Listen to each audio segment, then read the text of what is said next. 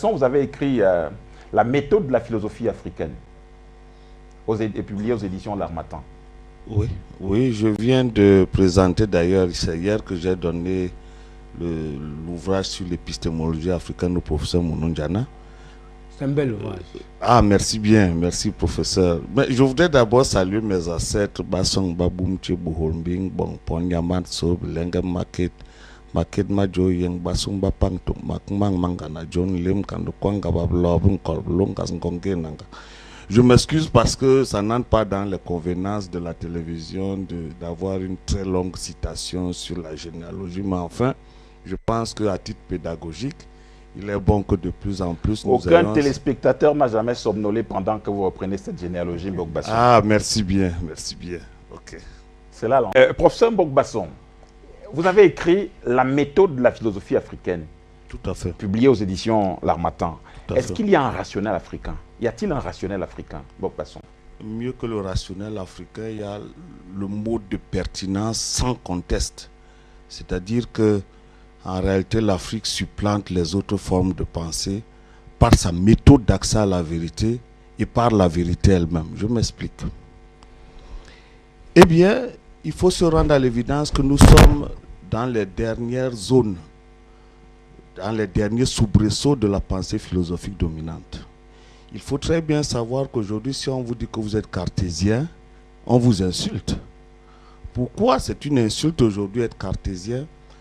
Parce que le nouveau mode d'être de la réflexion aujourd'hui en Europe, c'est ce qu'on appelle la complexité.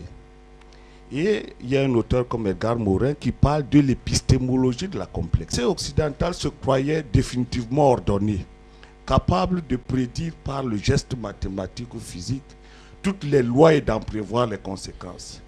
Deuxièmement, l'Occident pensait que la raison est éternelle pour elle et que de toutes les façons, elle la contrôlerait chaque fois qu'elle voudrait parce qu'elle avait la science avec elle. Et enfin, le modèle, j'allais dire cartésien, était fondé sur le fait que les choses sont séparées. C'est-à-dire que Descartes pensait qu'il fallait compartimenter et simplifier pour comprendre.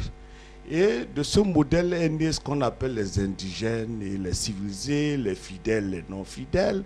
Toute la catégorisation concerne la pensée dominante qui avait le sentiment que l'exclusion des autres était l'exclusion de la vérité, enfin sa vérité à elle, pour prétendre qu'il n'y avait qu'elle pour penser.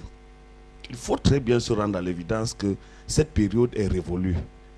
Les derniers modes de pensée qui viennent de ce qu'on appelle l'épistémologie de la complexité, surtout dominée par le penseur Edgar Morin, prétendent aujourd'hui tenter de comprendre toutes les autres formes de rationalité, étant entendu que la rationalité cartésienne est désormais battue en brèche. Et Edgar Morin parle de ce qu'il appelle la noologie, pour dire la science qui étudierait toutes les formes de mythes et les modes d'être des mythes.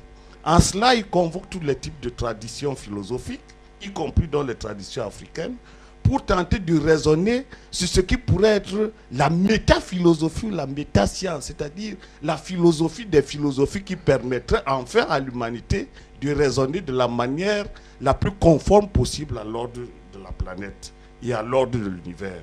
Vous savez très bien que si aujourd'hui on parle de la planète et des problèmes de l'écosystème, c'est précisément parce que le modèle économique de l'Occident a entraîné des dérives dont on se souviendra très longtemps. Je voudrais dire, pour essayer peut-être de repréciser maintenant cette tranche de la pensée qui est la mienne, c'est de dire que la faute de la pensée africaine, c'était de prétendre que les mythes n'observaient pas la vérité. Ou alors, pour être plus précis, c'était de penser que les mythes s'enracinaient dans un trésor traditionnel, mais ils ne pouvaient pas sortir de ce trésor traditionnel pour occuper l'espace de vérité rationnelle que l'Occident avait organisé. Or, précisément, il se trouve que toute la science de la complexité qui se fait aujourd'hui, en particulier la cosmologie, est fondée sur les réalités dont parlaient les Africains. C'est-à-dire que les mythes africains sont conformes à la vérité de l'univers et à la vérité scientifique.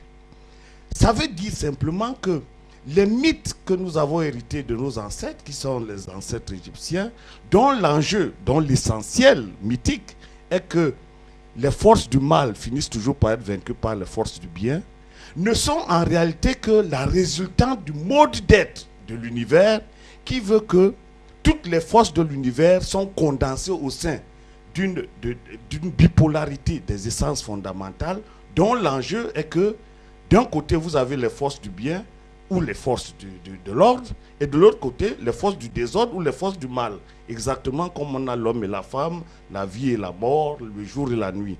C'est-à-dire que la pensée africaine fondamentalise l'idée selon laquelle toutes les choses sont faites en deux projets antagonistes. Ces projets antagonistes sont représentés dans la pensée africaine par les figures qu'on appelle Horus et Seth. Mais cette même figure se retrouve dans les mythes de Jekyll and Njambé, dans les mythes du renard pâle, dans tous les contes africains, où vous vous rendez toujours compte qu'il y a toujours cette vieille femme qui finit par venir sauver l'enfant en détresse. Ou à défaut que l'enfant qui finit par éprouver son père qui lui veut du mal et apporter la solution selon laquelle il est bon que les choses qui sont souhaitables se fassent. Donc, en conclusion, pour chuter, parce qu'il ne faudrait pas que je sois long, la science rejoint désormais le mythe africain. J'ai cet avantage de faire la planétologie et d'y remarquer que toutes les figures organisationnelles de la planétologie rejoignent les mythes africains dans leur essence. Ça veut dire que les mythes africains ne sont pas en dehors de la vérité. C'est simplement leur simplicité remarquée qui fait croire qu'elle ne protège pas la vérité. En somme, ce qui se passe, c'est que le proverbe situe la vérité. Il faut bien comprendre, je termine par là. L'Africain pense que l'ordre de l'univers est un ordre de vérité éternelle, indépassable. Ce qui signifie que notre petite rationalité en tant qu'humain ne peut jamais la rattraper. Pour cette raison, la science de l'Afrique est fondée sur la science de l'univers. Et j'appelle ça l'universisme philosophique. En d'autres termes, le mythe a pour but en Afrique de préciser l'enjeu de la vérité. Et la philosophie, donc, serait cette manière de rencontrer cette vérité, exactement comme vous avez un livre d'exercice de physique ou de maths, où on vous donne le problème à la première page et on vous cache la réponse à la fin. Et alors on vous dit, débrouillez-vous pour atteindre la réponse. Donc voilà comment se comporte. Ok, bien. Pour que cette table aille de façon plus ordonnée, je vais poser une question. Je vais la jeter comme ça sur la table et je vais laisser la parole à qui voudrait la prendre. Alors, si les Occidentaux aujourd'hui se retournaient, eux qui sont impérialistes par essence, et disaient, voilà l'émergence du dadaïsme africain, c'est-à-dire les premières formes de compréhension de l'univers. Et maintenant, et elles ne sont pas démonstratives.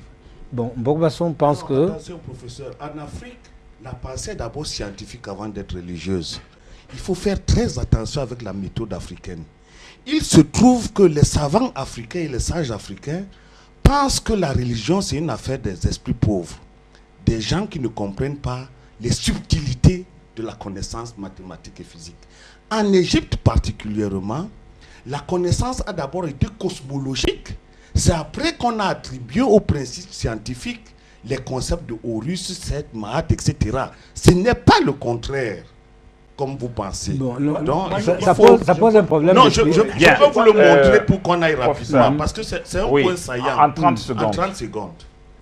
Il se trouve que pourquoi la spirale égyptienne qui a fait les pyramides, qui est en même temps au cœur de la pensée religieuse, du droit et de la science économique, pourquoi est-elle au cœur de la science? Parce que précisément, il s'agit d'abord d'une science de l'observation. Les Africains avaient un problème.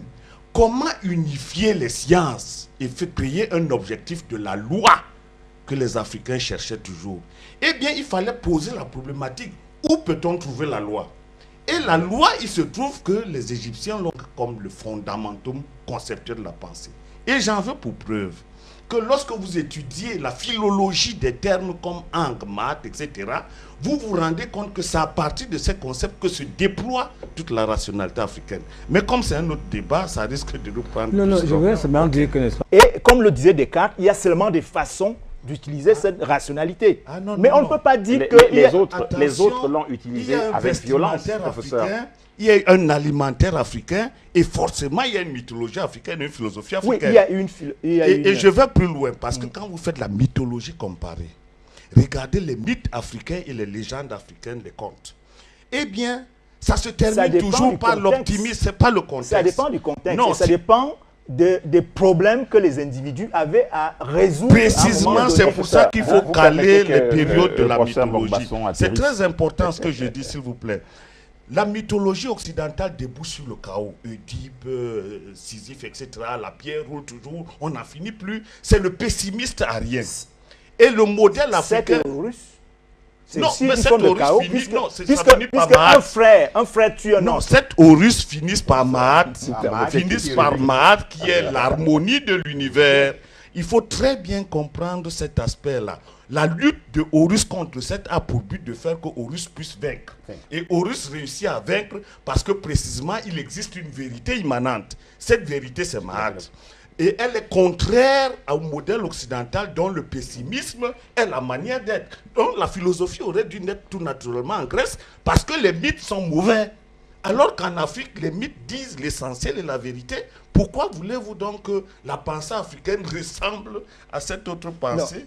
Cheikh Anta Diop, puisqu'on parle de l'Égypte ancienne, Cheikh Anta Diop, dans Nation et Culture, dans beaucoup d'autres ouvrages, insiste sur le fait que la vision pessimiste du monde de la Grèce ou d'un certain nombre de peuples est due à un rapport au monde, à un moment particulier. Mais ce rapport au monde, non,